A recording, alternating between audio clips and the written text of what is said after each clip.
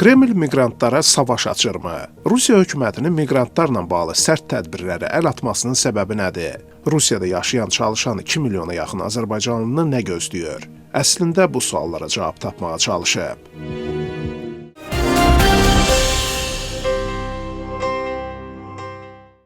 Rusiya Təhlükəsizlik Şurasının sədr müavini, keçmiş prezident Dmitri Medvedev, Şuranın idarələrarası komissiyasının iclasında miqrantlara qarşı sərt tədbirlər paketinin hazırlandığını deyib.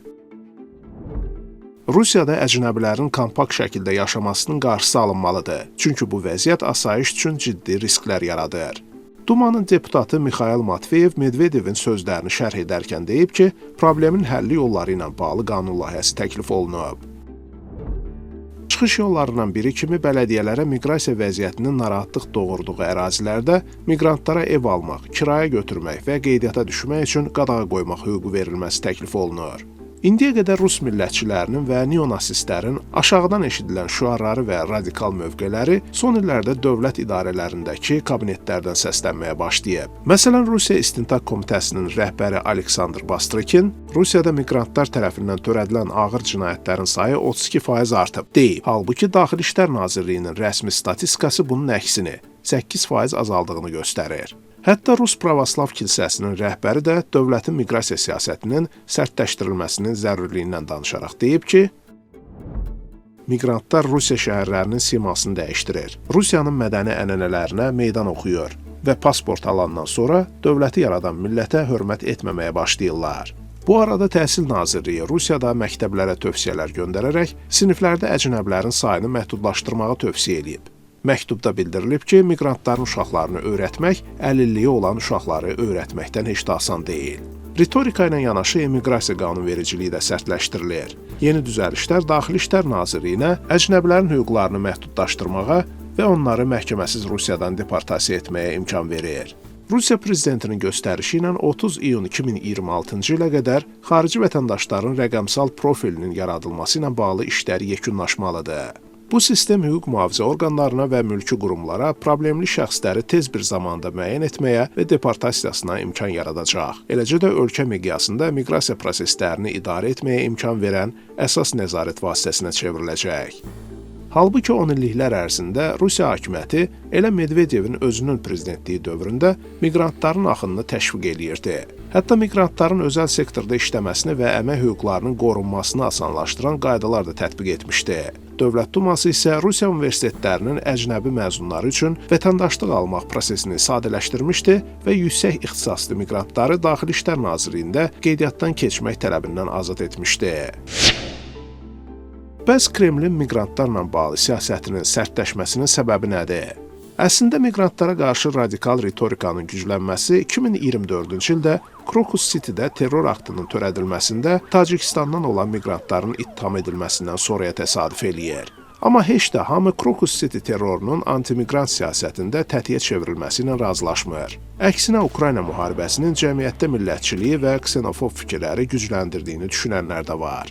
Politolog Galya İbrahimovanın fikrincə, Rusiya hakimiyyətinin miqrantlara qarşı kampaniyası sistemli deyil, daha çox situativ xarakter daşıyır.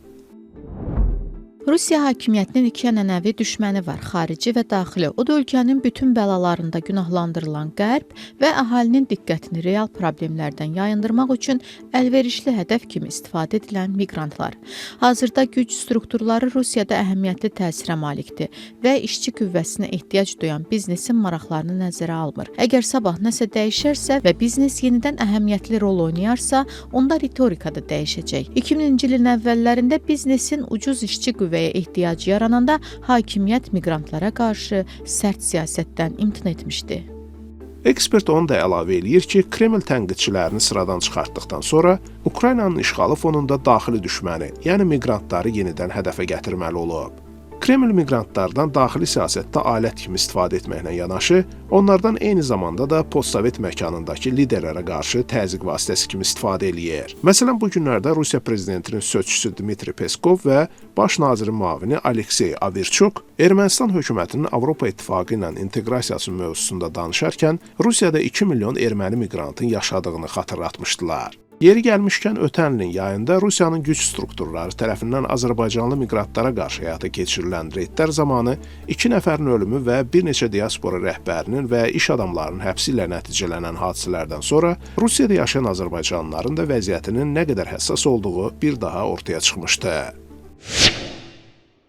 Azərbaycan hökuməti Rusiyadakı azərbaycanlıların hüquqlarının qorunması üçün hansı addımlar atıb? Azərbaycan-Rusiya parlamentlərarası əlaqə üzrə işçi qrupunun üzvü deputat Ceyhun Məmmədov Azadlıq Radiosuna açıqlamasında bildirib ki, rəsmi Bakı bu istiqamətdə diplomatik kanallar vasitəsilə danışıqlar aparıb. Yəni Azərbaycan dövləti bu müddətdə davamlı olaraq Rusiya tərəfi ilə bu istiqamətdə müzakirələr və danışıqlar apardı. Yəni öz vətəndaşlarının hüquqlarının, mövqelərinin qorunması istiqamətində ciddi səylə çalışdı. Və bu gün əvvəldən dövrdə müqayisədə proseslərin biraz səngiməsi də Azərbaycanlılara qarşı atılan addımların azalması da bundan irəli gəlir ki, Azərbaycan öz mövqeyini ortaya qoyduqdan sonra bu məsələdə artıq Rusiya tərəfi də Azərbaycanın mövqeyini nəzərə aldı. Siyasi təhlilçilərin fikrincə Putinlə aralarında gərginlik yaşandığından İlham Əliyev Rusiya hakimiyyətinin hərəkətlərinə cavab verməyin mümkün olduğunu nümayiş etdirmişdi. Müşahidəçilər hesab edirlər ki, keçmiş Sovet respublikalarından Rusiyaya axın edən miqrantların problemlərinə yanaşma hər bir dövlətin liderinin Rusiya ilə əməkdaşlığa nə qədər önəm verməsindən asılıdır. Ona görə də postsovet məkanındakı liderlər üçün Putinin loyallığı və onların hakimiyyətinin qarantı kimi çıxış etməsi çox vacibdir. Rusiya Daxili İşlər Nazirliyinin Miqrasiya Baş İdarəsinin yaydığı məlumatda bildirilir ki, 2024-cü ildə Rusiyaya təxminən 6,3 milyon miqrant gəlib və onların da yarıdan çoxu iş axtarır. Gələnlərin böyük əksəriyyəti Özbəkistandan, Tacikistandan və Qırğızstandandır. Rusiyada demoqrafik vəziyyətə gəldikdə isə rəqəmlər heç də ürəkaçan deyil. Rusiya prezidenti yanında Xalq Təsərrüfatı və Dövlət İdarəçiliyi Akademiyası tərəfindən aparılan araşdırmaya görə 3,4 milyon əhalisi olan 129 kiçik şəhərdə əhali sürətlə azalır və bu şəhərlər tədricən yox olmaq təhlükəsi ilə üz-üzədir. Rusiyadakı kəndlərin 10%-dən çoxunda heç kim yaşamır. 36 min kənddə isə 10 nəfərdən də az insan yaşayır. Əsrin ortalarına Rusiya əhalisinin 20-30 milyon azalacağı proqnozlaşdırılır.